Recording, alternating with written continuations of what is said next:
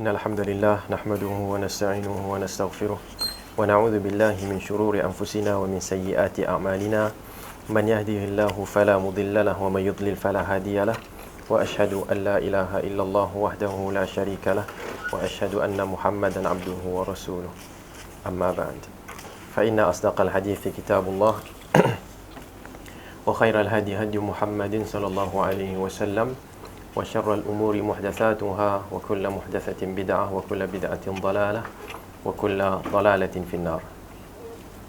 Alhamdulillah, kita bersyukur pada Allah Subhanahu Wa Taala dapat kita bertemu pada hari ini yang bertarikh 18 September 2016 dan dalam hijrahnya ialah berapa? 16 Zulhijjah kalau tak silap, 16 Zulhijjah 1437 Hijrah. Kita teruskan perbincangan kita berkenaan dengan Al-Usul As-Sittah ataupun Sittatul Usul karangan Syekh Muhammad bin Abdul Wahhab rahimahullahu taala. Nah, buku ni sebenarnya ada dekat sini. Baru saya bawa perasan tadi, ada dekat sini, samalah kan. Diterjemahkan oleh Ustaz Muhammad Asir Sabri. Okay, kita telah pun bincangkan dasar yang pertama dan hari ini kita akan masuk kepada dasar yang kedua. Dan disebabkan buku ni ada, kita guna versi yang ni lah senang. Okay. Al-aslu tsani amarallahu bil ijtima'i fid din wa naha 'anit tafarruqi fihi fabayyana Allahu hadha bayanan syafiya tafhamuhu al-awam ونهانا أن نكون كالذين تفرقوا واختلفوا قبلنا فهلكوا وذكر أنه أمر المسلمين بالاجتماع في الدين ونهاهم عن التفرق فيه ويزيده وضوحا ما وردت به السنة من العجب العجاب في ذلك ثم صار الأمر إلى أن الافتراق في أصول الدين وفروعه هو العلم والفقه في الدين وصار الأمر بالاجتماع في الدين لا يقوله إلا زنديق أو مجنون. Allah memerintahkan, dasar kedua bermaksud Allah memerintahkan supaya bersatu padu dalam agama dan melarang berpecah belah di dalamnya. Maka Allah telah menjelaskan masalah ini dengan penjelasan yang cukup dan memuaskan dan difahami oleh orang-orang awam. Dan dia telah melarang kita daripada berpecah belah seperti orang-orang sebelum kita, iaitu umat yang terdahulu, lalu mereka itu musnah disebabkan perpecahan itu. Dan dia menyatakan bahawa dia telah memerintahkan para rasul supaya bersatu padu dalam agama dan melarang perpecahan di dalamnya. Perkara ini bertambah jelas dengan apa yang datang daripada As-Sunnah yang menjelaskannya dengan penjelasan yang mengagumkan. Kemudian perkara terjadi terbalik, di mana perpecahan dalam usul-usul agama dan cabang-cabangnya itulah yang dianggap sebagai ilmu dan fiqh dalam agama. Manakala bersatu padu dalam agama itu tidaklah menyeru kepadanya melainkan orang yang dianggap zindiq atau jahil. Okey, so ini adalah dasar yang kedua. Dan dasar yang kedua ini seperti mana dasar yang pertama dahulu adalah boleh kita sebutkan sebagai hasil daripada khibrah da'awiyah, khibrah ataupun pengalaman berdakwah Syekh Muhammad bin Abdul Wahhab rahimahullahu taala di Kepulauan Tanah Arab. Okey. Dan dasar pertama dulu kita ulang kaji sikit kan, ke surah 6 yang berkenaan dengan mengikhlaskan agama semata-mata untuk Allah Subhanahu wa taala dan menjauhi ataupun membanteras syirik. Okey. Yang mana perkara ni Allah Subhanahu wa taala turunkan wahyu menjelaskannya dengan penjelasan yang begitu mudah, dapat difahami oleh orang awam yang jahil sekalipun, maknanya jahil yang tak ada ilmu yang banyak, tetapi sampai satu masa berubah kan menjadi satu benda yang menjadi benda yang pelik, dan seolah-olah orang yang mengajak kepada tauhid dan syirik ini adalah orang yang jahat. Jadi sama juga prinsip yang kedua, iaitu al-ijtima' fid din. Al-ijtima' fid din artinya bersatu padu atas dasar agama, okay, dan larangan terhadap at-tafarruqi fihi, berpecah belah dalam agama. Okay, ini juga merupakan perkara yang telah Allah Subhanahu Wa Taala jelaskan, okay, dengan penjelasan yang dapat difahami oleh orang awam sekalipun.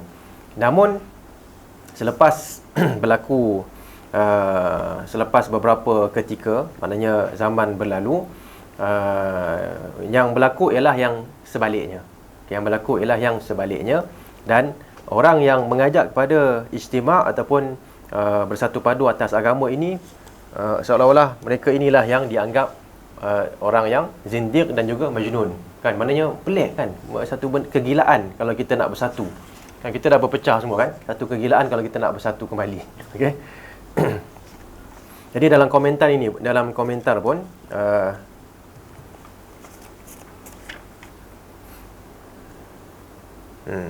okay, kita boleh tengokkan ayat-ayat di sini.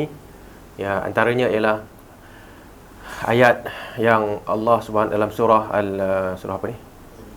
Ali Imran ayat yang ke-103 di mana Allah Subhanahu Wa Taala memerintahkan kita untuk i'tisam, kan? Ijtima', kan? Ijtima', bersatu, ataupun i'tisam, berpegang teguh kepada tali Allah, dan wala tafarraqu, dan jangan bercerai-berai. Okey. Dan bahkan dalam ayat ni Allah Subhanahu Wa Taala Allah Subhanahu Wa Taala menjelaskan bagaimana dahulunya para sahabat ini, kan, mereka berpecah belah, bermusuhan, lalu Allah menyatukan hati mereka, menyatukan hati-hati mereka. Okay, atas dasar apa? Atas dasar Islam, kan? Okey. Dan dengan itu fa asbahtum bi ni'matihi ikhwana. Dan dengan kesatuan itu kalian semua telah menjadi Islam, bersaudara. Wa kuntum ala syafa hufratin minan nar, dan kalian dahulu telah berada di tepi jurang neraka disebabkan kekufuran. Fa anqadhakum minha, lalu Allah menyelamatkan kalian daripada azab itu, okey, daripada neraka. Jadi ini semua adalah perkara yang perlu kita perhatikan. Maknanya apa yang ulama kita biasa sebutkan sebagai tadabbur. Okey, kita tadabbur Al-Quran, bukan sahaja kita mengambil satu bahagian, kan? Contohnya, memanglah kadang-kadang kita nakkan dalil untuk bersatu padu ialah wa'tasimu bihablillahi jami'an wa la tafarraqu. Dalil untuk bersatu padu ialah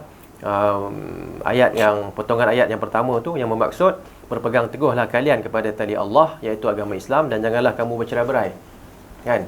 Tapi sebenarnya kalau kita baca sampai habis, kita akan dapati ada pengajaran yang berkaitan dengan perkara yang baru sahaja kita bacakan, ataupun potongan yang pertama. Okey. Wa'tasimu bihablillahi jami'an wa la tafarraqu, berpegang teguhlah kalian kepada tali Allah, dan janganlah kalian bercerai-berai. Ini perintah, kan? Lepas tu Allah sebutkan pula, wadhkuru ni'matallahi 'alaikum id kuntum a'da'an fa'alafa baina qulubikum fa asbahtum bi ni'matihi ikhwana.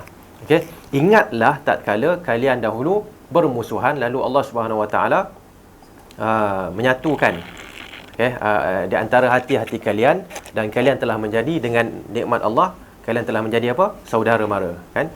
Jadi ini satu benda yang kita perlu ambil, kita perlu tadabbur dan ambil pengajaran. Okey, tadabbur dan ambil pengajaran. Kita lihat sejarah bagaimana orang Arab ni, kan? Kalau kita nak tengoklah kenapa ulama kita sebut Islam tu Islam yang terakhir kiranya, kan, dibawa oleh Nabi Muhammad, diletakkan di negara Arab. Kenapa? Kenapa? Kenapa tak diletakkan di Rom yang mempunyai satu sistem yang hebat? Parsi, kan? Parsi yang mempunyai sistem yang hebat. Kenapa tak? Pengaruh agama terlalu?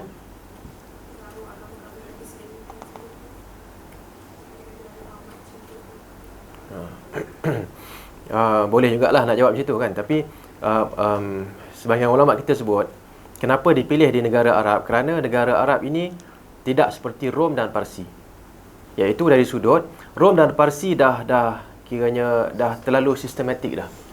Kan, terlalu sistematik maknanya kalau kita nak bawa satu benda yang sistematik juga, kan? Quran kan membawa satu sistem yang hebat.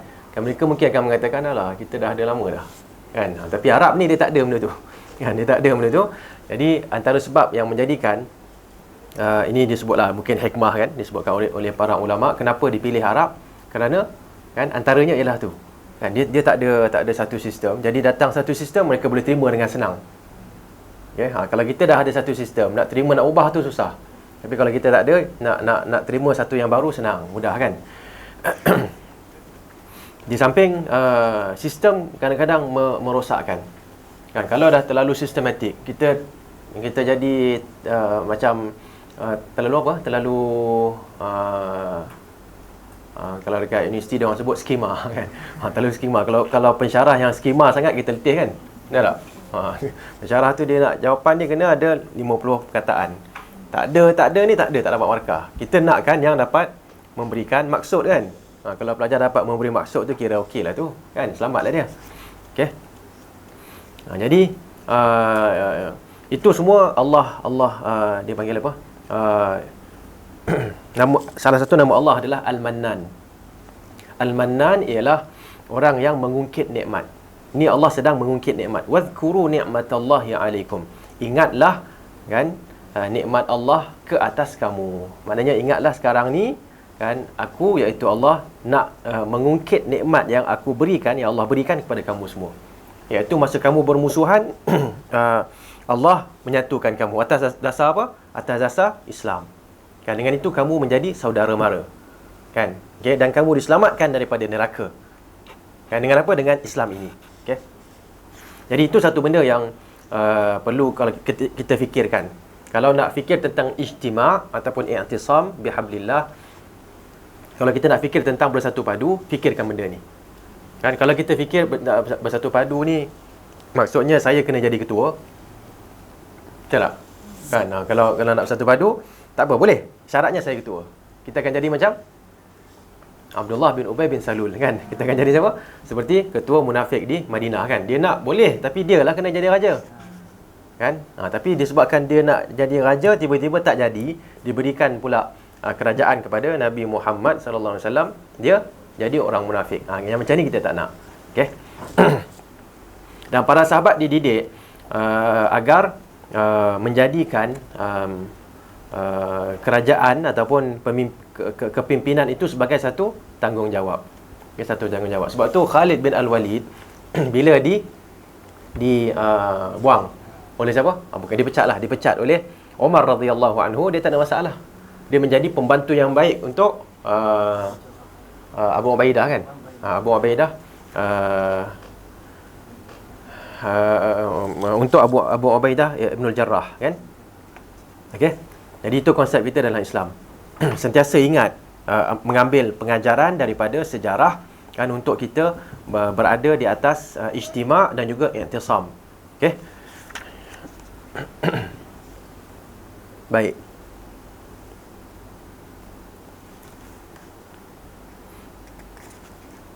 Okey. Saya rasa tak apalah. Lebih kurangnya huraian Syekh Ibn Uthaymin, yang huraian Ustaz Syekh Sabri, tapi disebabkan buku ni kita ada, kita ikut yang ni lah, senang, okey. Muka surat yang ke-22, Ibnu Mas'ud radhiyallahu anhu berkata, "Inna hadzal Qur'ana huwa hablullahi alladhi amara bihi." Sesungguhnya Al-Quran ini adalah tali Allah yang dia perintahkan dengannya. Okey, perintahkan untuk kita berpegang dengannya. Okey. Jadi itu maksud hablullah, kan, Al-Quran Al-Karim. Dan Al-Quran itu merangkumi apa? Sunnah Rasulullah sallallahu alaihi wasallam. Berdasarkan ayat berikut, "Ma afa Allahu ala rasulihi min ahli al-qura falillahi walir rasuli walidhil qurba wal yatama wal masakin wa ibnis sabil kay la yakuna dulatan bainal aghniya'i minkum wama atakumur rasulu fakhudhuhu wama nahakum anhu fantahu wattaqullaha innallaha syadidul iqab." Okey. Dan apa jua perintah yang dibawa oleh Rasulullah sallallahu alaihi wasallam kepada kamu, maka terimalah serta amalkan, dan apa jua yang dia larang kamu melakukannya, maka patuhilah larangannya. Ini terjemahan bermula daripada wama atakumur rasul. Okey, wama atakumur rasul, apa yang Rasulullah bawa kepada kamu, ambil, dan apa yang Rasulullah larang, tinggalkan. Okey. Jadi artinya maksudnya sekarang ni nak huraikan, kalau ikut ayat, kalau ikut kata-kata Ibnu Mas'ud ke atas tu, Quran sahaja kan. Jadi Quran juga menyuruh kita untuk terima sunnah. Kan, segala perintah dalam sunnah terima, segala larangan dalam sunnah juga hendaklah dipatuhi. Okey. Faham Faham Okey. Begitu juga dalil dalam ayat yang seterusnya.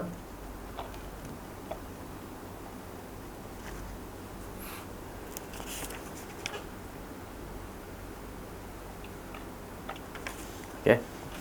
Yang membawa maksud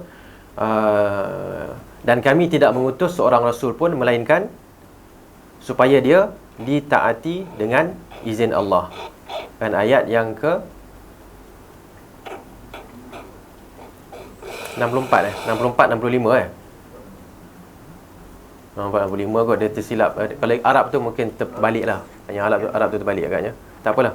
Okey. Bahagian tu yang kita nak ambil, iaitu dan kami tidak mengutus seorang rasul pun melainkan supaya dia ditaati dengan izin Allah. Ini semua supaya kita faham bahawa nak bersatu di atas agama Allah adalah dengan bersatu di atas petunjuk Al-Quran dan juga sunnah Nabi SAW. Sesiapa yang mengatakan saya nak bersatu di atas Al-Quran sahaja, kan, saya tak kisah sunnah Nabi, ini adalah perpecahan, bukannya satu kesatuan.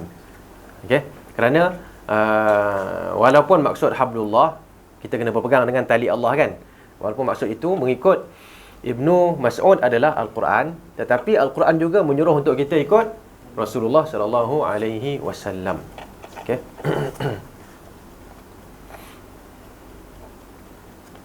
Okey. Bahkan ayat yang seterusnya tu kan, ayat yang ke-65 tu, fala wa rabbika, atas tu, fala wa rabbika la yu'minuna hatta yuhakkimuka fima shajara bainahum thumma la yajidu fi anfusihim harajan mimma qadaita wa yusallimu taslima. Ayat ni sebenarnya agak tegas. Okey, iaitu mereka tidak disifatkan beriman sehingga mereka menjadikan engkau hakim dalam setiap perselisihan yang timbul di antara mereka. Kemudian mereka pula tidak merasa dalam hati mereka sesuatu keberatan dari apa yang telah engkau hukumkan, dan mereka menerima keputusan itu dengan sepenuhnya. Okay, kalau ada masalah, rujuk pada Rasulullah sallallahu alaihi wasallam. Okey, kita akan dapati jawapannya diberikan oleh Rasulullah sallallahu alaihi wasallam, sama ada dalam Al-Quran ataupun dalam hadis Nabi sallallahu alaihi wasallam. Okey, dan kalau kita dah dapat jawapan tu, kan, first kali hati kita kena terima. Jangan bila dapat jawapan tu kita terus bandingkan dengan keadaan semasa, ekonomi negara, semua kita banding semua kan. Tak boleh ni ustaz. Yang ni tak boleh ustaz, ni tak boleh amalkan. Kan? So kita terima dulu. Okey. Baik. Dan seterusnya juga hadis yang jelas menunjukkan kita perlu berpegang dengan sunnah Rasulullah sallallahu alaihi wasallam. Hadis ini masyhur kan? Usikum bitaqwallahi was-sam'i wat-ta'ah wa in 'abdan habashiyya fa innahu man ya'ish minkum ba'di fa sayara ikhtilafan katsira fa 'alaykum bi sunnati wa sunnatil khulafa'il mahdiyyin ar-rasyidin tamassaku biha wa 'addu 'alayha bin nawajidh wa iyyakum wa muhdatsatil umur fa inna kulla muhdatsatin bid'ah wa kulla bid'atin dhalalah. Di hadis riwayat al-Imam Abu Daud. Aku berpesan kepada kamu supaya bertakwa kepada Allah, dengar dan taat walaupun pemerintah kamu hanya seorang hamba Habashi, kerana sesiapa yang hidup antara kamu selepasku nanti akan melihat banyak perbezaan pendapat. Maka wajib atas kamu berpegang dengan sunnahku dan sunnah para khalifah yang diberi petunjuk sebagai pembimbing. Berpegang teguh dengannya dan gigit dengan geraham kamu. Jauhilah kamu akan perkara-perkara baru, kerana setiap yang baru itu bid'ah dan setiap bid'ah itu adalah kesesatan. Okey. So ini antara dalil yang kiranya wajib disebut oleh para ulama kita apabila berbicara tentang perpaduan, okey, dan juga perpecahan. Okey, dan dalil ni memang memberikan satu maklumat yang cukup hebat. Okey, yang akan dihuraikan dalam dasar yang ketiga nanti, insya-Allah subhanahu wa taala. Okey, tapi secara ringkasnya kita sebutkan di sini, Nabi SAW mengarahkan untuk bertakwa, mendengar dan taat. Itu caranya untuk kita nak bersatu. Kan, siapa jadi pemimpin, kita buat apa? Kita bertakwa kepada Allah Subhanahu Wa Taala dengan mendengar perintahnya dan mentaati. Okey. Dan pastinya mentaati itu adalah dalam perkara yang makruf sahaja. Kan? Okey. Dan kalau ada maksiat yang dibuat oleh pemerintah kita, apa kita buat? Kita tak ikut dia dalam maksiat itu. Kita tak taat dalam maksiat itu, tetapi kita tak boleh menjatuhkannya. Ya, tak boleh menjatuhkannya. Okey.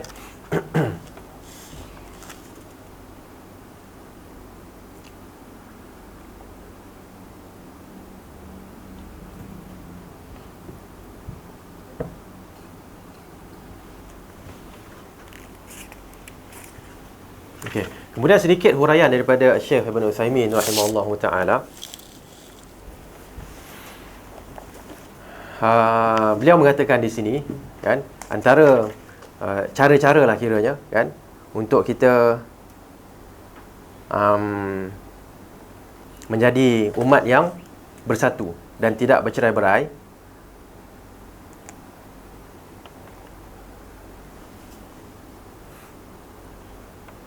ialah, mungkin boleh ambil catatan lah, kan. Okey, mungkin tengok yang ni, dalam surah Al-Anfal ayat yang ke-46. Maksudnya, janganlah kalian saling berselisih yang akan menyebabkan kalian menjadi lemah dan hilang kekuatan kalian. Maksudnya, kita kena jauhkan diri daripada unsur-unsur perselisihan. Okey. Al-Anfal 46. Kemudian Al-An'am 159, maksudnya sesungguhnya orang-orang yang memecah belah agama mereka menjadi berkelompok-kelompok, kamu tidak berkewajipan sedikit pun untuk mengurus mereka. Maknanya Nabi SAW perintahkan untuk menjauhkan diri daripada golongan yang berpecah belah dalam agama. Okey. Okey, kemudian dalam surah Asy-Syura ayat yang ke-13, yang bermaksud dia telah mensyariatkan untuk kamu agama seperti yang telah diwasiatkan kepada Nuh, yang telah kami wahyukan kepadamu, dan yang telah kami wasiatkan kepada Ibrahim, Musa dan Isa, iaitu tegakkanlah agama dan janganlah kamu berpecah belah dalam menjalankannya. Slow kan? Slow kan, cepat. Slow kan?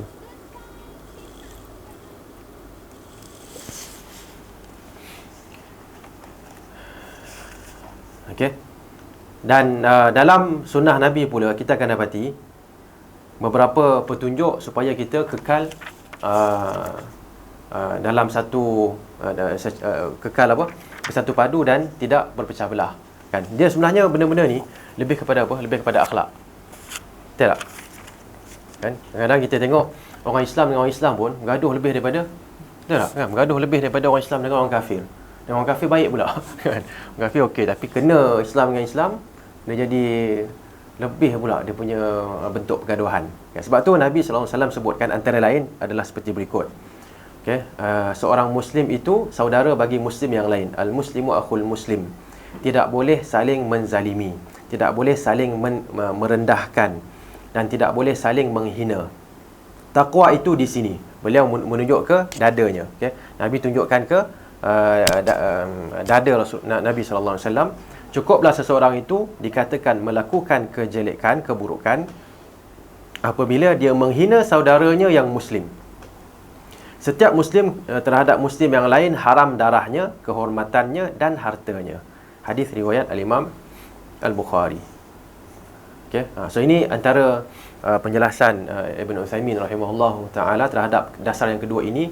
Kalau nak bersatu, kan, pertama atas agama, kan, tapi satu masalah lagi ialah bila kita dah bersatu atas agama, kena jaga hubungan tu, kena jaga. Ini sebenarnya satu lagi masalah yang sebenarnya berkait rapat dengan pengurusan hati kita, kan. Kalau kita dapat uruskan hati kita dengan baik, tak ada masalah. Tapi malangnya ialah kita lebih senang untuk nak bergaduh, kan, antara kita. Betul tak? Kan? So Sebab tu banyak keluar istilah perang saudara kan. Maknanya dia sesama Islam lah kan agaknya. Tapi berperang lebih daripada lebih daripada apa? Lebih daripada berperang dengan orang kafir. Okey. Kalau dalam hadis ini pun, kalau kita nak tengok satu-satu, tidak boleh first kali Nabi sebutkan seseorang Muslim itu saudara bagi Muslim yang lain. Kan ukhuwah yang sebenarnya adalah sesama Islam. Kan walaupun kita dengan selain Islam, kita juga memberikan penghormatan, tetapi yang lebih hebat lagi adalah antara sesama Islam. Apa yang tak boleh kita buat ialah tak boleh zalim. Kan? Untuk orang lain boleh zalim ke? Untuk orang kafir tak boleh juga. Cuma antara kita lebih lagi tak boleh zalim. Okey. Tidak boleh saling merendahkan diri. Kan? Maknanya memandang rendah kepada sahabat kita ataupun saudara kita. Itu pun tak boleh juga. Ya, bahkan terdapat hadis yang mengatakan cukuplah dosa bagi seseorang itu jika apabila dia memandang rendah kepada saudaranya yang Islam. Okey. Susah tak? Kan kadang-kadang kita tengok orang kan, kita akan nilai. Dia ni pakai macam ni okey, dia ni ini ada masalah. Ini okey, dia ni macam-macam lah kita akan tengok kan. Okey. Jadi bermaksud setiap hati kita ni sentiasa perlu dibaiki. Kan? Okey. Dan taqwa di situ Nabi terus sebut taqwa hahuna. Taqwa adalah di dalam dada. Kan? Maknanya dasar utama taqwa adalah dalam hati. Kan? Daripada situ kalau betul hati tu taqwa kita, maka kita punya pemikiran semua akan jadi betul. Kan? Cukuplah seseorang itu dikatakan melakukan kejelekan, keburukan apabila dia menghina saudaranya yang Muslim. Tak usah tengok yang lain. Jangan tengok dia pukul, jangan tengok dia apa? Dia caci, dia maki, dan dia ambil harta. Tak. Ini pun dah cukup dah. Kan? Dan setiap Muslim dengan Muslim yang lain haram darahnya, kehormatannya dan hartanya. Apa lagi? Kan? Harta, darah tak boleh. Kehormatan tak boleh. Kan? Dan juga harta. Kehormatan ini yang biasanya kan, darah tu satu hal lah kan.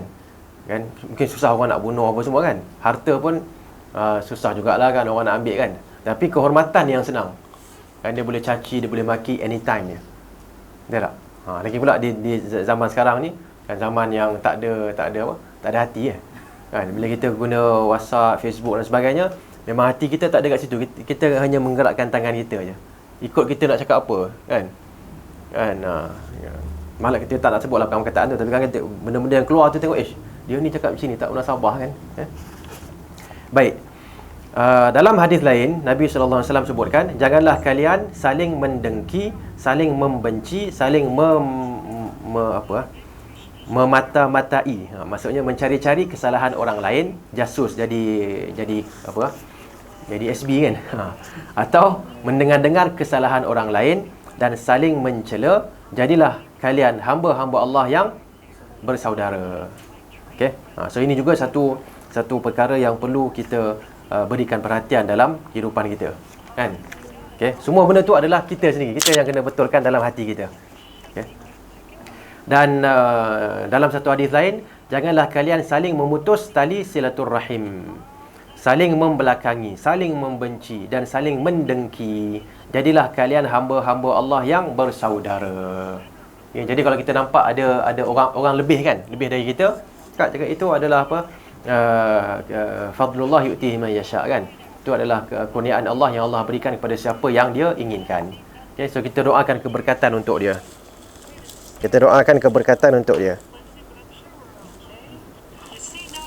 Slow.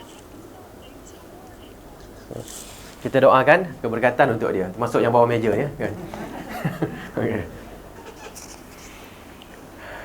Dia kalau dia seorang dia jadi gitu, kalau dia ramai-ramai dia okey sikit. Kan. Okey, dan semua ni memang adalah dia panggil a'malul qulub, amalan-amalan hati. Kan? Insya-Allah kan. Dulu saya ada buat masa dekat masa belajar dulu lah kan, ada satu dia panggil latihan ilmiah. Tajuk dia ialah at-tajarrudu minal hawa. Kan, menjauhkan diri dari hawa nafsu. Dan kesannya dalam apa tak ingat, dalam kesejahteraan pendakwah ke apa semua kan. So bila buat tu kadang-kadang kita tengok Mungkin di kalangan pendakwah sendiri, di kalangan umat Islam kan secara umumnya, dan khususnya di kalangan pendakwah, kalau dia ada masalah ni lagi besar sebenarnya. Betul tak? Kan? Pendakwah dengan pendakwah, ustaz dengan ustaz lah kan. Ustaz dengan ustaz ada perasaan benci, perasaan dengki. Kan? Ini satu masalah yang besar. Okay? Sebab tu kita yang kalau kita belajar, kalau kita nampak ada seorang ustaz dia macam gaduh dengan ustaz satu lagi, nampak tapi dua-dua nampak macam okey, baik kan? Kan? Kita jangan duduk tengah-tengah. Pasal apa? Kita jangan masuk campur.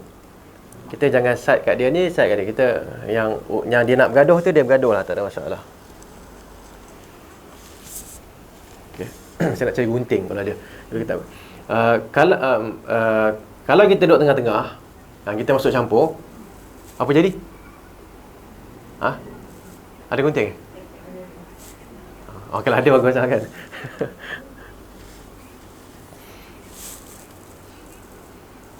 Kalau kita duduk tengah-tengah, kan, ulama kita sebelum tu ulama kita ibaratkan, sebutkan, okey, jazakallahu khairan.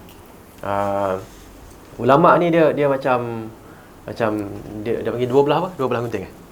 Ni belah. Dua bilah kan. Dua bilah gunting ni, kan? Dia kalau dia orang memang tajam lah kan. Maknanya ilmu apa semua kan. Tapi dia ada masalah lah mungkin. Kan? Hasad tu kadang-kadang ada. Pelik kan? Pelik kan? Tapi itu saya nak cerita kat sini kan. Hasad antara ulama' dia kuat. Sebab tu kan, macam ni lah kan? Pasal dia kalau satu dia tak jadi. Kalau satu tak jadi gunting dia jadi pisau. Kan?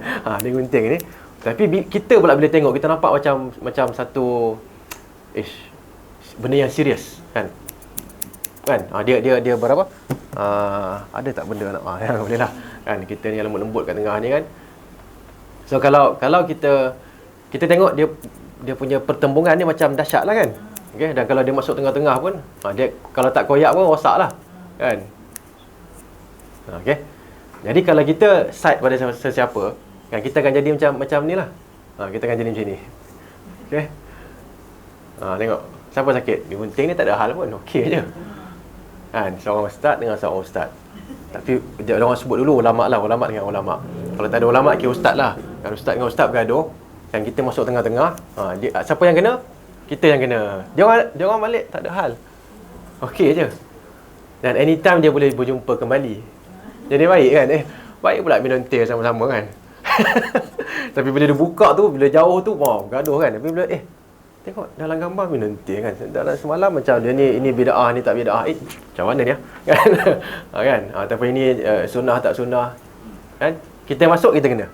Okay? Tengok, sakit tak? Sakit ni. Okay? Dan kita tak jadi macam dia orang. Dengan tu, kita kena jelaskan kat sini bahawa kata-kata Nabi kat sini umum untuk semua orang. Termasuklah kepada para ulama'. Kan? Dan bila kita masuk nanti, kalaulah kemudian ada perbincangan tentang akhlak para ulama' kan, ada juga nanti akan perbincangan mungkin dalam mustalah hadis ke dalam sejarah biodata kan. Ada satu kata-kata yang disebut kalamul aqran. Kalamul aqran yutwa wala yurwa. Aqran ini maksudnya ialah inilah orang yang sezaman kan, sezaman. Jadi bila yang ni bercakap ke atas yang ni bercakap ke atas yang ni, nampaknya macam depa bergaduh kan. Apa kita buat? Kita ambil tutup tepi. Jangan masuk campur. Jangan kata jangan. Jangan. Takkan saya nak buat kan. Tapi jangan gaduh. Tak, dia orang akan perbincangan fiqh kadang-kadang akan sampai ke tahap ini adalah bid'ah. Kan? Siapa buat gini, hukum dia bid'ah. Kan? Jadi mungkin dia cakap begitu. Dia tak maksudkan pembuatnya adalah mubtadi' pun. Kan? Tapi mungkin pengikut yang dengar tu, Syekh Albani kata perbuatan Bin Baz ni bid'ah. Maknanya Bin Baz mubtadi'. Syekh Albani tak boleh, saya tak nak ambil daripada dia kan. Saya ambil Arab Saudi je. Bergaduh lah situ. Sedangkan Syekh Albani tak maksudkan begitu pun kan. Okey. Jadi benda-benda yang dirasakan ataupun kalau kita dapat kesan adalah hasil daripada pergaduhan yang bersifat dengki kan, ataupun macam mana kita nak sebut lah, dengki ataupun yang maknanya yang jauh daripada ilmiah. Kalau ilmiah tu lain kan, dia kadang-kadang dia bukan ilmiah sangat pun Kan benda-benda yang macam mana saya nak sebut lah. Faham kot maksudnya kan? Ada kadang-kadang tu bila dia apa yang dia komen tu sebenarnya bukan bahagian ilmiah. Dia dah bahagian ilmiah dah selesai dah pun. Lepas tu dia mungkin tambahkan di samping tu dia ni sebenarnya solat pun tak khusyuk. Nampak tak tambah yang tu. Okey. Perbincangan hadis fiqh pun dah selesai. Kan, dan saya nak tambah satu benda kan, saya tengok dia solat bukan khusyuk pun. Kan kita dengar tu tengok nampak ustaz tu kata kawan tu tak khusyuk. Jumpa ustaz tu pula. Ustaz tu pun huraikan balik semula secara ilmiah tu. Lepas tu dia ni saya rasa dalam 30 orang dajjal yang Nabi sebut dia salah seorang. Kan. Jadi kita pun macam mana dia ni tak khusyuk solat, dia ni dajjal pula kan. So macam mana kita nak buat? Dalam kes tu benda yang dia orang cakap tu semua simpan je kan, tapi ilmu dia orang ambil. Kan ilmu dia orang ambil. Okey. Nabi SAW bersabda, sebelum tu mungkin satu benda, kadang-kadang orang bila dengar apa yang saya cakap tadi, orang rasa macam pelik kan. Di kalangan ulama pun ada masalah ni kan. Okay, dan mungkin di kalangan ustaz-ustaz pun ada masalah ni kan. Cuma saya nak sebutkan di sini, kalau ulama yang rabbaniin, mereka insya-Allah tak sampai tahap ni lah. Maksudnya dia ulama dan dia mengikuti sebenar-benarnya kan. Dia orang ni tak kisah sangat kan. Tapi kalau mungkin sebahagian ataupun segelintir lah kita sebut, segelintir daripada apa yang orang nampak sebagian ulama, kadang-kadang mereka mementingkan populariti. Mereka mementingkan followers. Ada juga, ada setengah ulama dia tak kisah pun. Dia jalan dia tak kisah pun. Orang tak kenal pun, dia tak tahu. Dia tak kisah pun. Kalau dia tak ada rasa macam hari ni aku jalan tak ada orang bagi salam. Tak ada. Dia jalan okey, relax je. Kan, tapi ada setengah orang, bila jalan pun dia tengok orang kan. Tengok orang tu mengharapkan macam orang apa? Kata, "Ustaz, mengapa?" Kan. Semalam dekat TV3 kan. Kita tinggi kan. Hari ni barulah ada khidmat masyarakat tu kan. Jadi benda-benda gitu, ada setengah tak begitu, ada setengahnya begitu. Okey. Jadi yang biasanya berlaku adalah pada yang bahagian yang ada masalah dalam hati mereka. Dan kita kena ingat syaitan yang dihantar untuk apa? Untuk ulama ni kan, dia tak sama dengan syaitan dengan orang biasa ni. Orang biasa ni alah kau hantarlah perebet-perebet ni kan. Untuk syaitan ni macam mana kita nak rosakkan mereka. Kena hantar dari sudut ilmiah. Kan, dari sudut khusyuk, dari sudut ni. Kan? So hati-hati kan. Kalau sama ada kalau kita nak jadi ustaz ke, so kita kena hati-hati dengan benda ni. Jangan komen kita tu adalah kerana kan 5 tahun lepas kan dia tak tuang teh kat aku. Kan hari ni aku nak balas. Jangan ada kerana tu. Itu tak ada masalah. 5 tahun lepas masa main bola dia sepak aku. Dia bentis aku. Ini nak balas ni. Malam dalam kuliah nak balas. Tapi tak sebut benda tu kan. Kawan tu tahu dia ni balas pasal aku bentis dia dulu ya. Faham tak? Okey.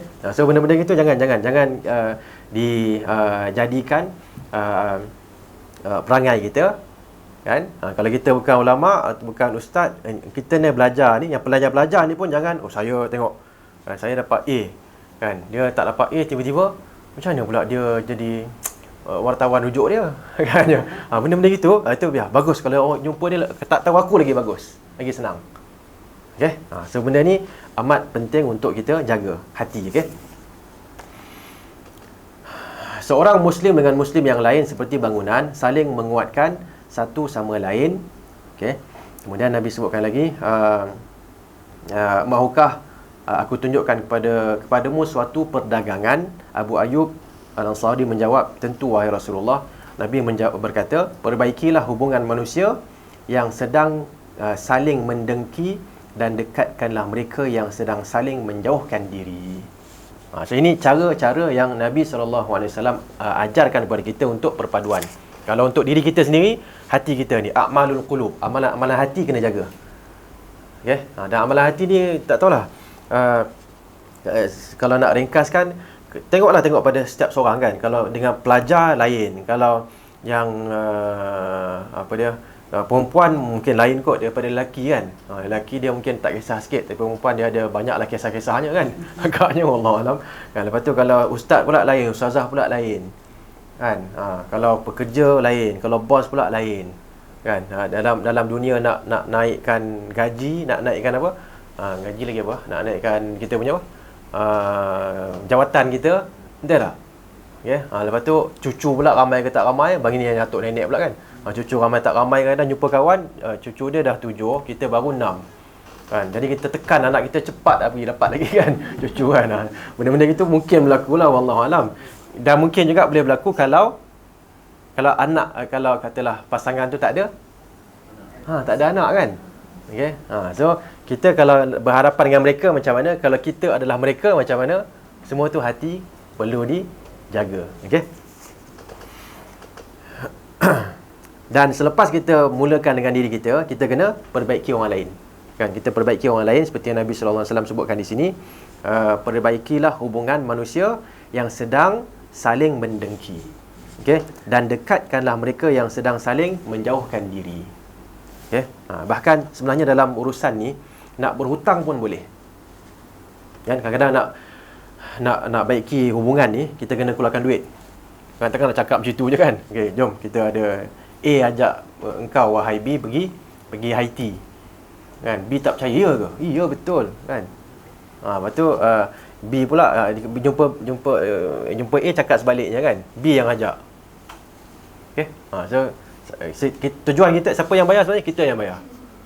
Kan? Okey. Walaupun terpaksa berhutang, itu adalah antara sebab yang boleh kita berhutang. Okey.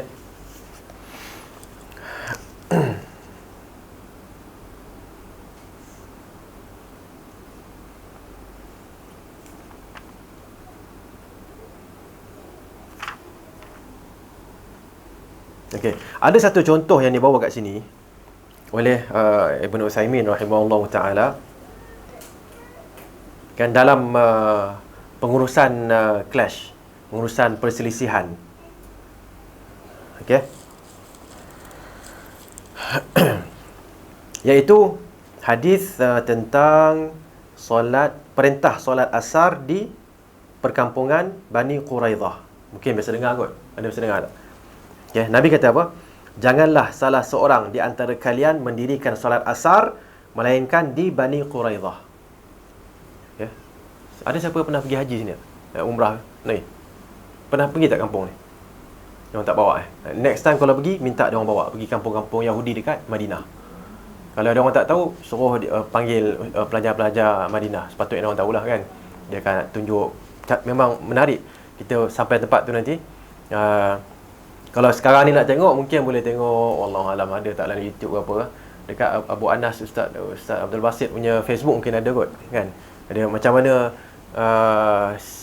peninggalan tu, dia ke bawah sikit kan. Kita akan nampak macam mana ada perigi kat bawah tanah, macam benda bilik-bilik tu kan. Itu yang baru tengok yang tu, tengok baca ayat Quran,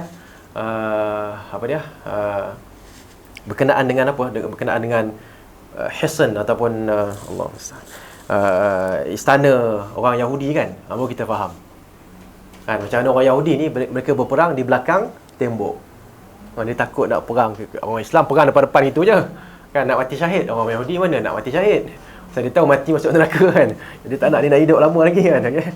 Jadi mereka min wara'i judur kan, dari belakang dinding. Mereka biasa berperang dari belakang dinding.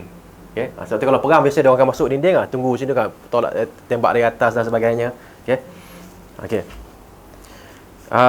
Jadi dalam satu peristiwa ni, Rasulullah sallallahu alaihi wasallam selepas Bani Quraidah melanggar janji kota apa? Pembinaan ataupun dia panggil Sahifatul Madinah, undang-undang tubuh kota Islam yang pertama, iaitu Madinah, kan, iaitu orang Islam dan orang Yahudi kena pertahankan Madinah. Tiba-tiba mereka telah khianatlah pada undang-undang tubuh ni. Jadi Rasulullah sallallahu alaihi wasallam perintahkan orang Islam supaya solat asar hari ni di Bani Quraidah. Kita nak serang mereka.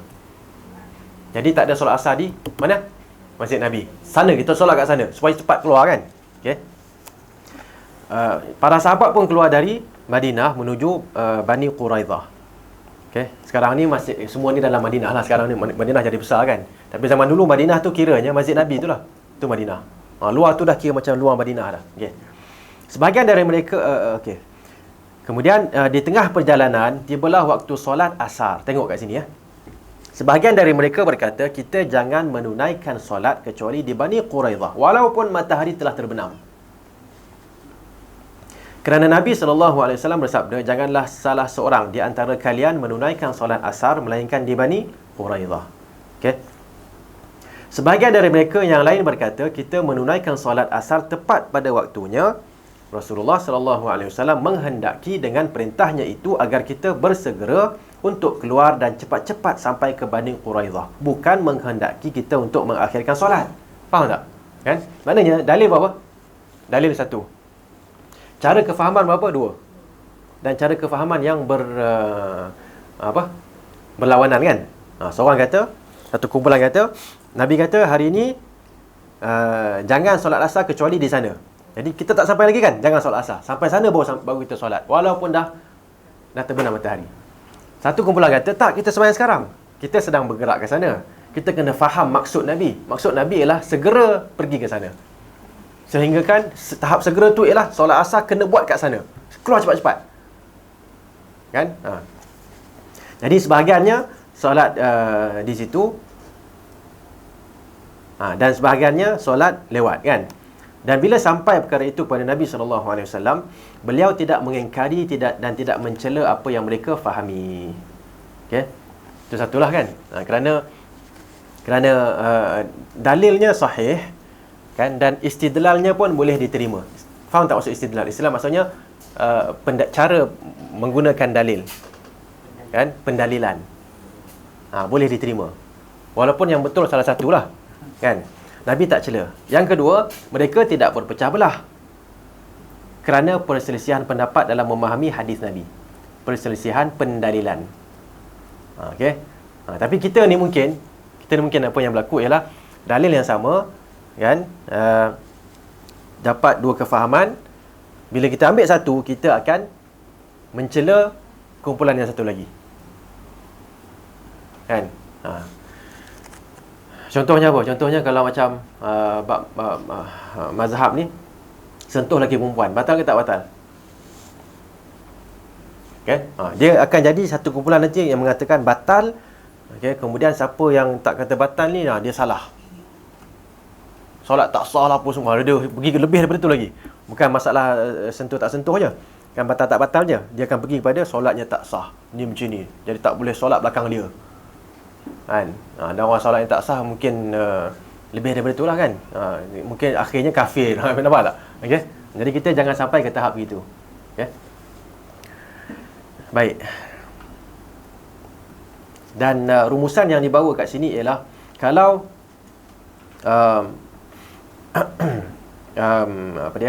masalah-masalah khilafiyah kan, masalah-masalah yang berbentuk perbezaan pendapat. Macam yang kita sebut, saya jawab kat sini kan, soalan sesi lepas kan, ada soalan tentang apa, tentang kunut lah kan, apa lagi, kunut dengan apa, kunut dengan lupa dah saya pun kan, ada kat soalan kat sini lagi ke habis dah, ada jika kita solat bersama imam yang membaca doa kunut ketika subuh kan, macam mana kita nak buat kan, ya, adakah nak baca ataupun berdiam. Yang kedua, kita tak menggerak-gerakkan jari ketika tasyahud. Adakah dianggap sunnah, adakah dianggap meninggalkan sunnah Nabi SAW? Okay? So ini adalah perkara yang termasuk dalam perkara khilafiyah. Ibn Utsaimin sekarang disebut apa? Kita baca sikit. Contoh dari amalan para salafus salih juga kita dapati Ahlus Sunnah wal Jamaah dalam masalah-masalah khilafiyah, iaitu perbezaan pendapat, menetapkan kaedah bahawa selagi perbezaan pendapat itu muncul dari ijtihad yang diperbolehkan, maka sikap yang harus muncul adalah saling bertoleransi, tidak saling memusuhi dan tidak pula saling membenci. Bahkan mereka, orang yang berbeza pendapat, harus meyakini bahawa mereka itu bersaudara sekalipun mereka berbeza pendapat. Okay? Seseorang yang menganggap daging unta membatalkan wuduk, tetap bermakmum di belakang imam yang berpendapat bahawa daging unta tidak membatalkan wuduk. Faham tak? Kan maksudnya di kalangan ulama salaf dulu, ada mazhab yang mengatakan makan daging unta batal wuduk. Ada hadisnya lah kan. Ada yang mengatakan pula tak, benda tu dah mansuh. Okey. Jadi siapa yang kita yang berpendapat makan daging kalau kita mengambil pandangan makan daging unta batal wuduk, kan, kita sembahyang sah tak? Pada kita tak sah lah kan. Tapi ada seorang lagi yang dia mengambil pandangan ulama yang mengatakan tak, batal. Dia pun ambil wuduk, orang serve daging unta, dia makan. Dia kumur-kumur, dia masuk solat terus. Jadi imam pula tu. Macam mana nak buat? Kan? Kalau saya ambil pandangan saya, tak boleh. Saya kena tunggu dia. Tunggu dia habis baru saya buat jemaah lain kan. Tapi ulama salaf tidak begitu. Mereka mengatakan, apa yang mereka buat ialah mereka tetap, ini pandangan saya, itu pandangan dia. Kan? Jadi dia solat dengan pandangan dia, saya solat dengan pandangan saya. Solatlah. Betul tak? Kan? Dan kalau dia salah pun dia dapat apa? Berapa dosa dia dapat? Berapa dosa dia dapat? Kalau dia betul, berapa pahala dia dapat? 2. Kalau dia salah, berapa dosa dia dapat? 1 dosa. Berapa? Dia dapat 1 pahala. Kan? Okey. Jadi kerana dia berdasarkan ijtihad. Mungkin bukan ijtihad dia, tapi ijtihad ulama yang dia pilih. Kan? Okey. Kemudian mereka berpandangan bahawa perbezaan yang muncul dari ijtihad yang dibolehkan bukanlah perselisihan. Kita tak kan? Kita akan merasakan kalau mazhab ni lainnya dah tak boleh dah salah dah kan. Okey. Jadi mereka berpandangan bahawa perbezaan yang muncul dari ijtihad yang dibolehkan bukanlah perselisihan. Kerana masing-masing mengikuti dalil yang wajib mereka ikuti. Okey.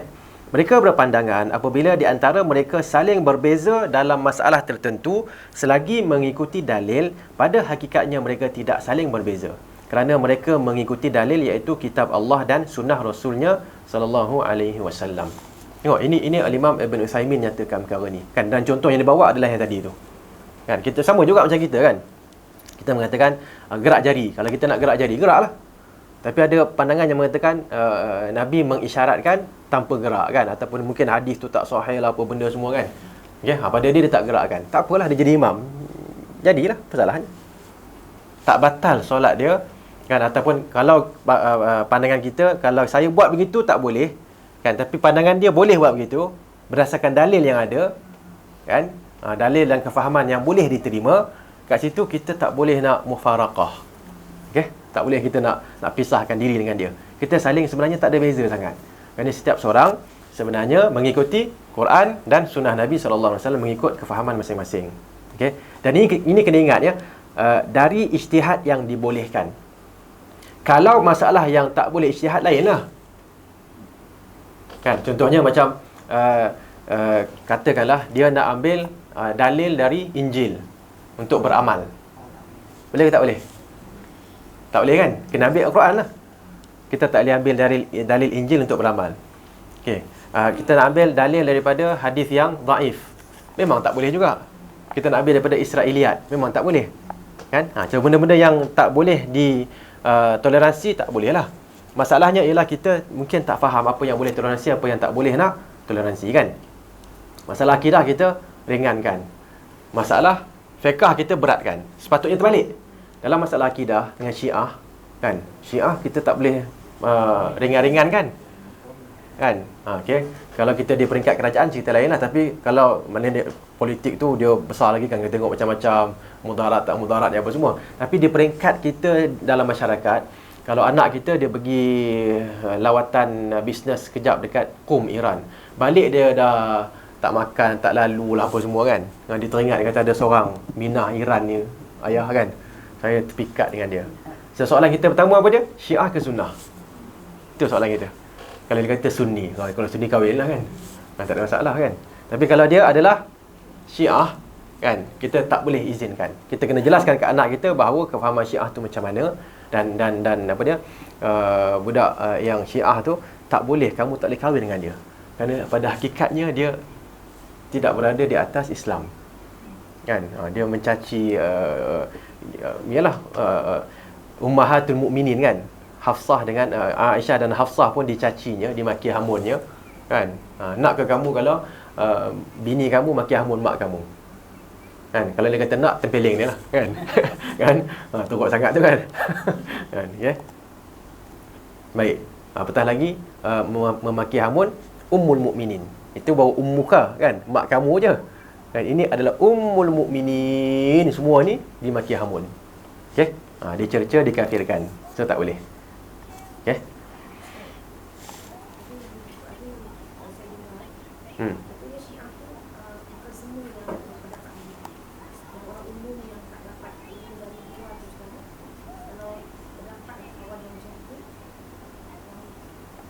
Ada juga yang kata begitu kan. Maknanya ulama Syiah memang bahkan kalau pandangan ulama kita memang mengatakan ulama Syiah ni kafir lah. Okay. Dan orang awam Syiah ni kan, kalau mereka masih tak tentu, tak tahu apa semua kan, munasabah lagi lah, kita tak kafir kan. Tapi kalau dia kata seperti dia berpandangan seperti ulama mereka, jatuh kafir. Okay. So hati-hati yang tu. Kan seorang kawan saya dia pergi, bapak dia dulu, arwah ayah dia ada travel agency, pergi umrah singgah dekat Iran lah kan. So dia gatal mulut, dia tanya tourist guide tu, ma ra'yuka fi Aisyah kan, what's your opinion in Aisyah kan. Jawapan dia kafirah. Terus jawab itu tourist guide tu. Jadi dia balik, dia kata kat ayah dia, kata abah minta vegetarian lah kan, minta makanan vegetarian. Dengan daging-daging mereka tak sama makan lah kan. Mereka kafirkan siapa? Mak kita, Aisyah, mak orang yang beriman. Maknanya kalau mengkafirkan ibu seorang, ibu orang-orang yang beriman, artinya salah seorang yang kafir lah. Sama ada betul ummul mukminin ini kafirah ataupun yang mengkafirkan itu adalah kafir kan. Betul tak? Okay? Jadi kita tak boleh makan sembelihan dia orang. Jadi bapak dia pun kata, okey, start daripada esok kami makan sekian-sekian. Jadi orang tanya, kenapa pula semalam okey je? Kan? Oh, baru teringatlah ada apa kalangan jemaah yang ada darah tinggi lah, apa benda semua kan. Kena bagi itu, kalau nak sebut gitu kan masalah pula kan. Okey. Jadi itu jawapan dia. Kalau jawapan dia, aku pun tak tahulah kan. Apa tak ada orang cakap ni kan. Tapi aku rasa macam Aisyah macam okey je aku rasa. Kenapa dia orang kafir ke aku pun tak tahu. Nampak tak? Nampak tak perbezaan tu? Okey. Kalau dia kata kafirah, kita tak boleh nak kompromi dengan dia orang. Okey. Baik. Okey.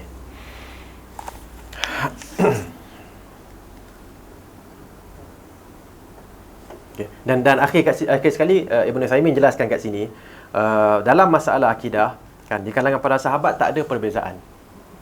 Kan, lepas para sahabat, lepas Nabi wafat, barulah timbul kan masalah-masalah kan. Dan di situ kita kena ambil siapa? Kita kena ambil pandangan para sahabat yang diikuti oleh tabi'in dan juga tabi'un tabi'in. Yang menyalahi mereka kita tak ambil. Kan Khawarij, yang keluar first Khawarij lah, kemudian Syiah kan, kemudian Mu'tazilah, benda tu semua, dan Murji'ah dan sebagainya lah. Yang itu semua Jahmiyah kan, yang itu semua kita tak ambil. Jangan ambil. Jahmiyah, Mu'tazilah, lebih kurang itulah kan. Okey.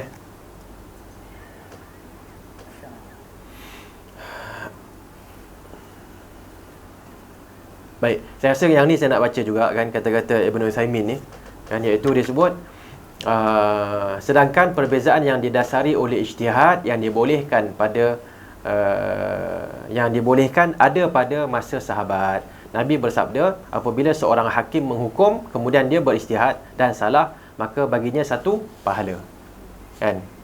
Kalau salah, kalau betul pula dapat dua pahala. Inilah ketentuannya kan. Inilah yang Nabi SAW huraikan kepada kita. Dan Nabi Ibn Uthaymin sebutkan lagi, oleh kerana itu wajib bagi muslimin menjadi umat yang satu dan tidak bercerai-berai dan bergolong-golongan.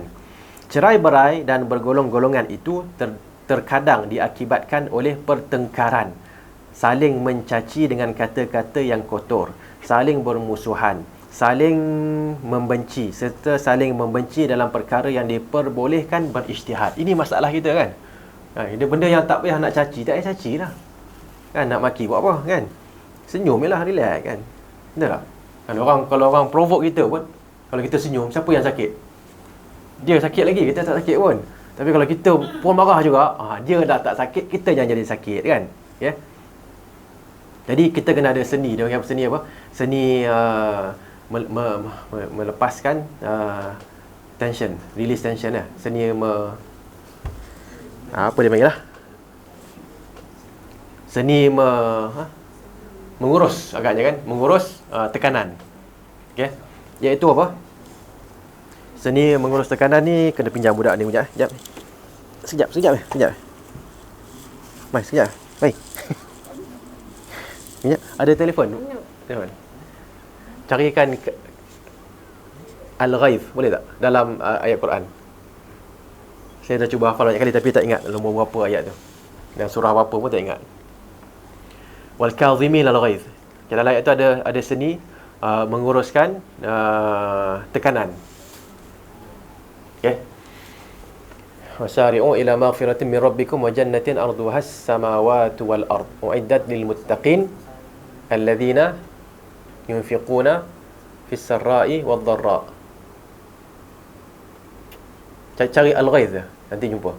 Alif lam ghain ya dha.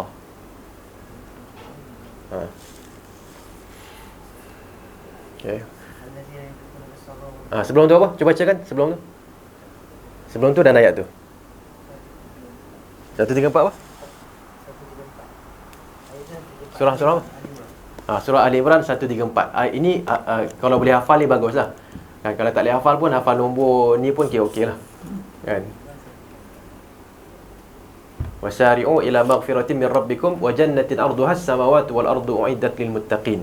Dan bergegaslah kalian kepada pengampunan daripada Tuhan kalian dan juga syurga yang keluasannya adalah seperti langit-langit dan bumi yang disediakan untuk orang yang bertakwa. Ali Imran 133 kan? 134 tu dia huraikan apa? Dia huraikan antara ciri-ciri mereka. Alladzina yunfiquna fis sarra'i wad dharra. Mereka yang memberi nafkah dalam keadaan senang dan susah. Kita biasa bagi nafkah masa bila? Senang, susah nak bagi buat apa? Betul tak? Kan? Okay, masa susah jangan bagilah kan. Masa senang kita bagi. Tak, sini senang dan susah. Tapi samalah. Kadar senang lain, kadar susah lain, tapi tetap kena bagi. Okey. Wal kadhimin al-ghaidh. Dan mereka yang menahan kemarahan. Banyak tak kita tahan kemarahan?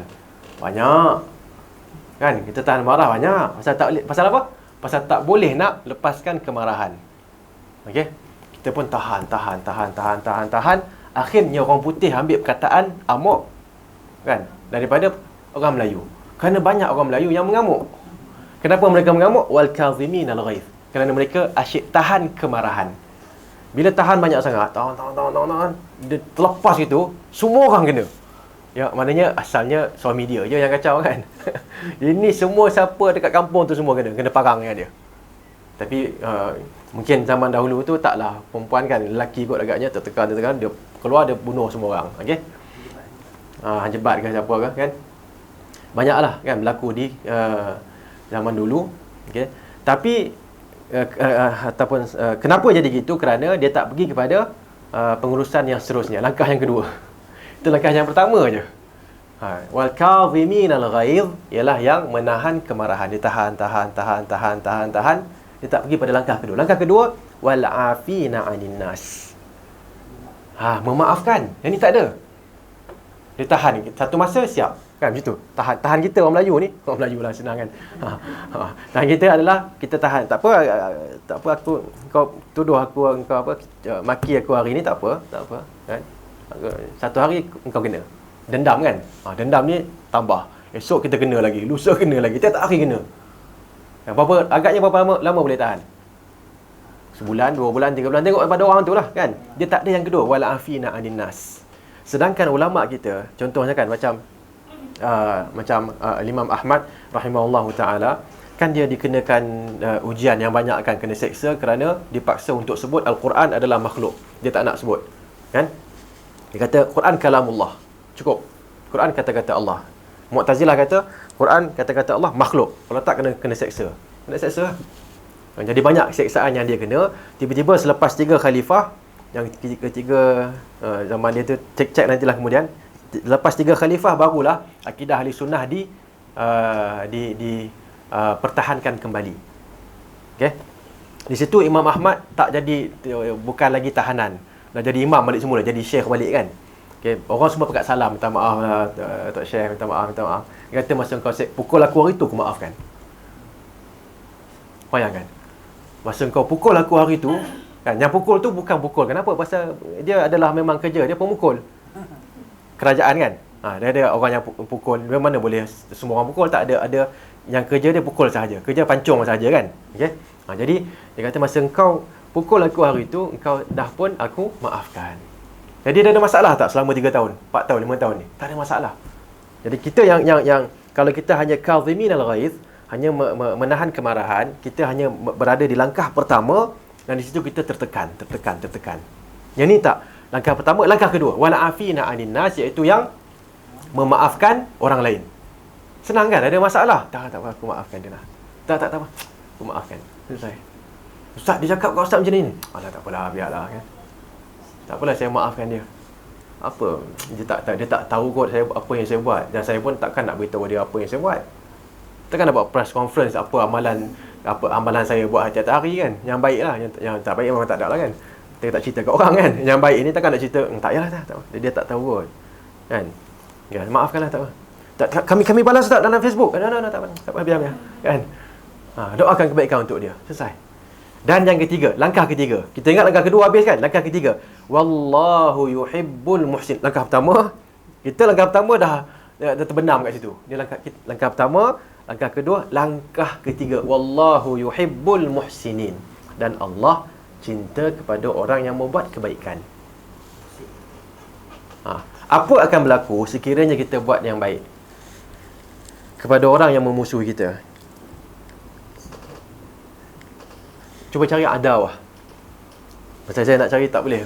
Budak ni dia menguasai kan. Ain dal alif waw ta, ta bulat kan, adawah. Fa idza ladzi bainaka wa bainahu adawatun ka'annahu waliyyun hamim. Macam lambat. Hamim boleh tak?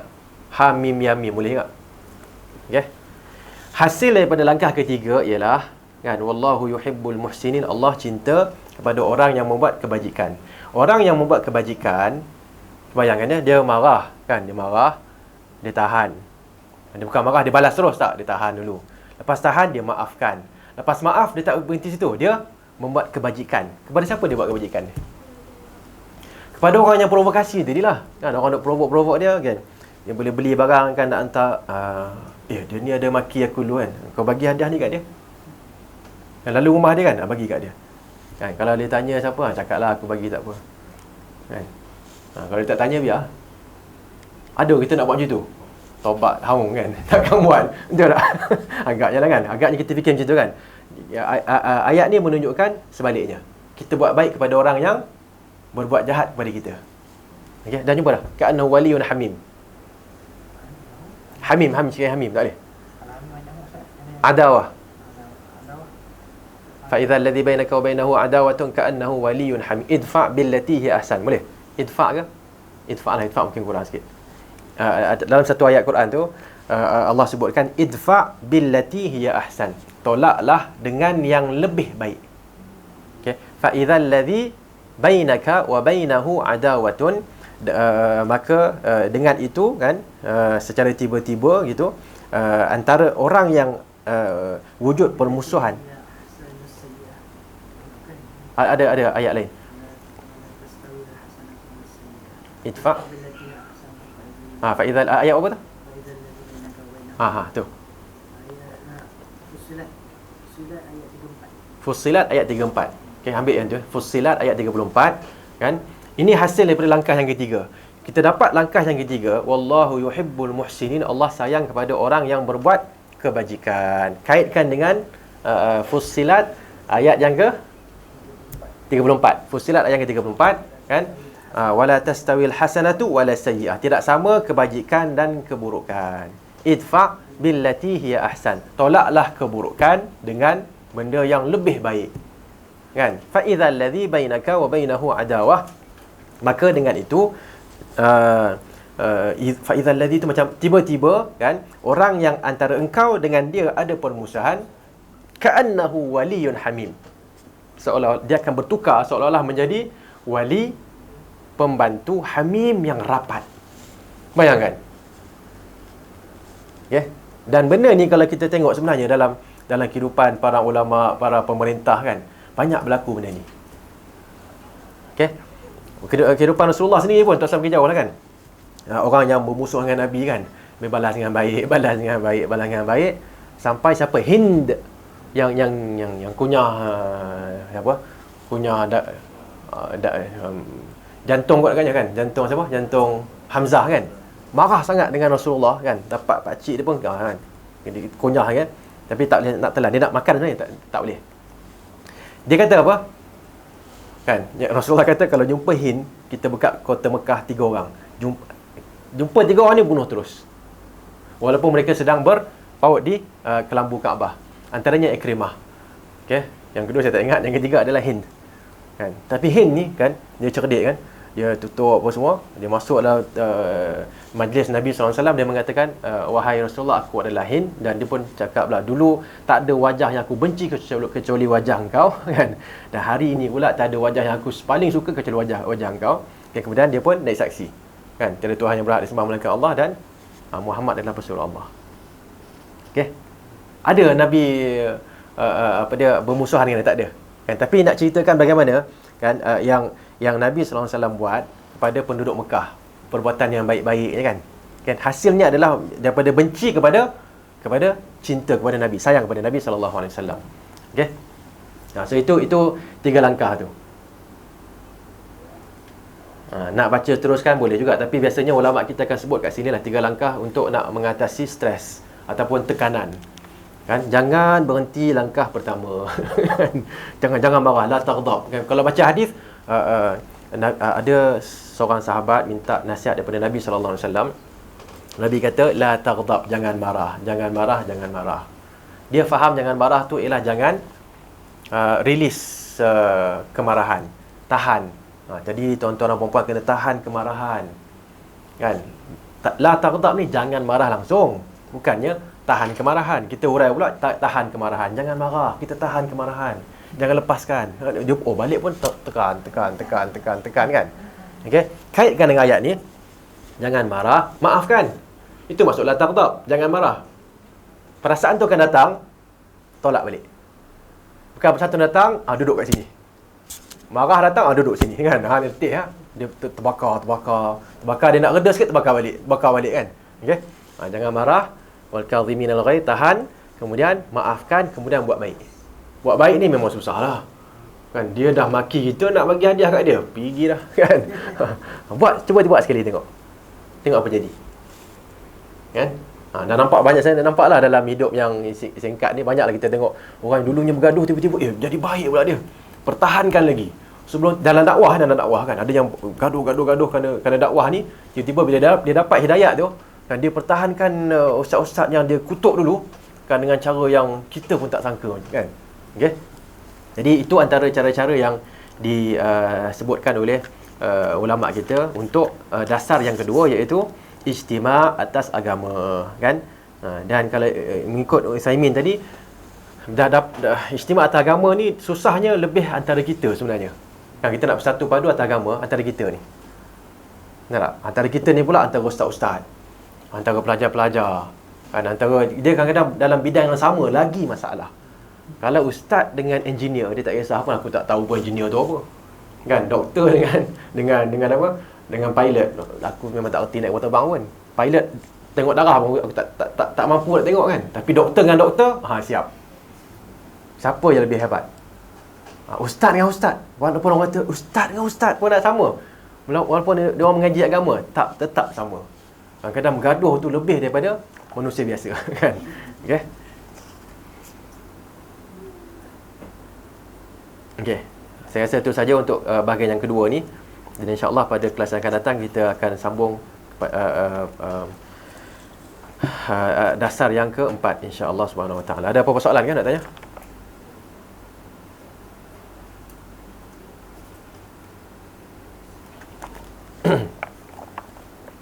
Okey, saya rasa kita boleh tutup dulu dengan tasbih al-kafarah. Subhanakallahumma wa bihamdik, asyhadu an la ilaha illa anta, astaghfiruka wa atubu ilaik. Wallahu a'lam.